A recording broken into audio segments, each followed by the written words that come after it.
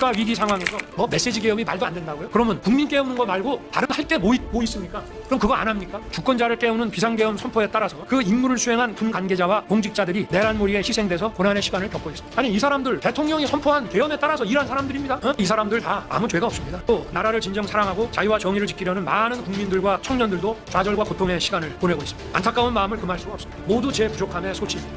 제가 좀 더 똑똑했더라면 정말 이러지 않았을 텐데 그런 생각이. 안녕하십니까? 대한민국을 지키는 힘 정치듣기 평가입니다. 여러분, 윤석열 대통령의 최후 변론 혹시 생중계로 보셨습니까? 아니면 뉴스에서 몇 줄 요약해주는 편집본만 보셨습니까? 저는 오늘 새벽 공개된 변론 전문을 입수해서 한 글자 한 글자 읽어 내려가다가 그만 가슴을 치고 말았습니다. 언론들은 그저 마지막 호소라느니 치열한 법리 공방이라느니 떠들어대지만 정작 가장 중요한 대통령의 피토하는 심정은 어디에도 제대로 보도되지 않았기 때문입니다. 지금 대한민국은 거대한 거짓의 산에 가로막혀 있습니다.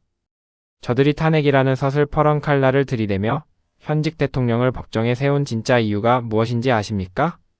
단순히 통치 행위의 잘잘못을 따지기 위해서가 아닙니다. 바로 그가 타협하지 않았기 때문입니다.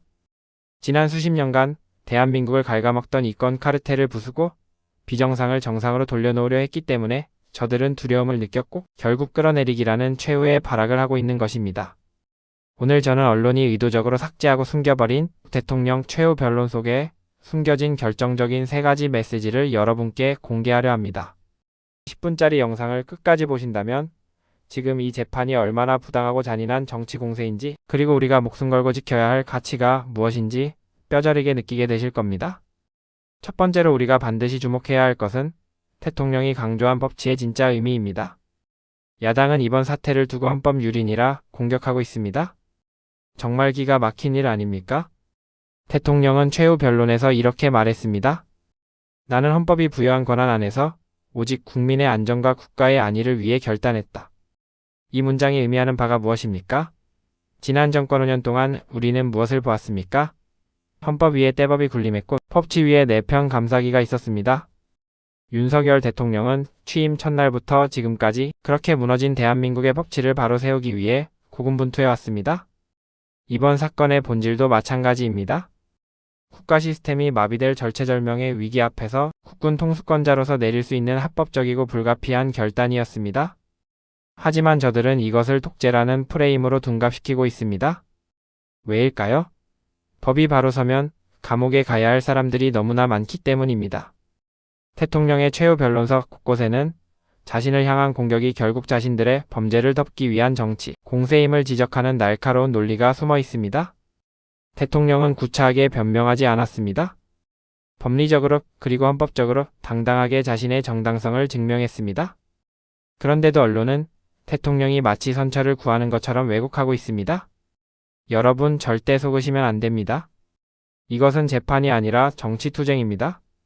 두 번째, 우리가 반드시 기억해야 할 것은 바로 윤석열 정부의 성과입니다. 대통령은 변론 중 덤덤하게 이런 말을 남겼습니다. 무너진 경제를 살리고 파탄난 안보를 복원하는 데 지난 임기를 바쳤다. 우리 냉정하게 사실을 한번 봅시다. 한미동맹 사실상 파탄 상태였습니다. 동맹국들이 대한민국을 의심하던 그 시절 기억나십니까? 그걸 누가 복원했습니까? 윤석열 대통령입니다. 원전 생태계 다 죽여놔서 기술자들 다 떠나고 공장 문 닫던 거 누가 다시 살려내서 수십조 원 해외 수출기를 열었습니까? 이런 성과들은 방 안에 앉아서 이루어진 게 아닙니다. 대통령이 밤잠을 줄여가며 살인적인 일정으로 해외 순방을 강행군하며 만들어낸 피와 땀의 결과물입니다. 하지만 야당과 좌파 언론은 이 모든 성과를 지우개로 지우듯 없애버립니다. 물가 환율 물론 어렵습니다. 지금 전 세계가 경제 위기입니다. 하지만 그 거친 파도 속에서도 대한민국이 이만큼 버티고 다시 도약할 발판을 마련한 건 자유시장 경제를 원칙으로 삼은 윤석열 정부가 버티고 있었기 때문입니다. 대통령은 최후 변론에서 억울함을 토로하는 대신 묵묵히 숫자와 팩트로 이야기했습니다. 오직 국민만 바라보고 일했다. 이 짧은 한마디 속에 저들이 씌운 온갖 오명과 모욕, 가짜 뉴스를 온몸으로 견뎌낸 지난 4년의 세월이 담겨 있습니다. 정상화되어가는 대한민국을 다시 낭떠러지로 밀어넣으려는 자들, 그들이야말로 역사의 죄인 아닙니까? 마지막 세 번째, 제가 영상을 만들며 끝내 눈물을 흘릴 수밖에 없었던 대목입니다. 바로 인간 윤석열의 구독과 진심입니다. 변론 말미에 대통령의 목소리가 미세하게 떨렸다는 현장의 증언이 있습니다. 그는 이렇게 말했습니다. 제 개인의 안위는 중요하지 않습니다. 오직 대한민국이 자유민주주의가 영원하기만을 바랄 뿐입니다. 여러분 한번 가슴에 손을 얹고 생각해 보십시오. 그는 평생 검사로 살며 범죄자와 싸웠던 사람입니다. 적당히 타협했다면 누구보다 편하게 노후를 보낼 수도 있었습니다. 하지만 나라가 망해가는 꼴을 도저히 볼 수 없어서 자신을 불태울 각오로 정치라는 진흙탕에 제 발로 들어왔습니다. 그리고 대통령이 된 이후 단 하루라도 마음 편히 쉰 날이 있었겠습니까? 아내를 공격하고 장모를 공격하고 이제는 본인을 탄핵하겠다고 협박하는 그 야만의 세월을 4년이나 견뎌냈습니다. 이 싸움은 대통령 혼자 감당하기에는 너무나 가혹하고 외롭습니다. 그는 지금 법정이라는 차가운 공간에 홀로 서 있습니다.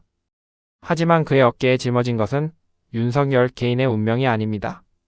바로 우리 아이들이 살아갈 대한민국의 미래, 그리고 자유민주주의의 운명이 걸려있는 것입니다. 그가 무너지면 대한민국이 무너지는 것입니다. 존경하는 국민 여러분, 그리고 깨어있는 애국 보수 동지 여러분, 이제 모든 변론은 끝났고 재판부의 판단만 남았습니다. 하지만 진짜 심판관은 판사가 아닙니다. 바로 우리 국민들입니다. 거짓 선동에 휘둘려 대통령을 지키지 못했던 과거의 뼈아픈 실수를 우리는 두 번 다시 반복해서는 안 됩니다. 그때 우리가 조금만 더 목소리를 냈더라면 역사는 달라졌을지도 모릅니다. 침묵하면 집니다. 행동해야 지킬 수 있습니다. 대통령의 최후 변론은 끝났지만 우리 국민들의 변론은 이제 시작입니다. 지금 바로 댓글로 대통령님 힘내세요. 우리가 지키겠습니다. 라고 적어주십시오. 여러분의 댓글 하나하나가 여론이 되고 그 여론이 재판부를 움직이고 마침내 역사를 바꿉니다. 그리고 부탁드립니다. 이 영상을 주변의 가족, 친구, 지인들에게 공유해 주십시오. 거짓이 아무리 빨라도 진실은 반드시 승리한다는 것을 보여줍시다. 어둠은 빛을 이길 수 없습니다. 윤석열 정부의 성공과 대한민국의 자유수호를 위해 저도 끝까지 여러분과 함께 싸우겠습니다. 구독과 좋아요는 진실을 알리는 가장 큰 무기입니다. 이상 정치 듣기 평가입니다. 감사합니다.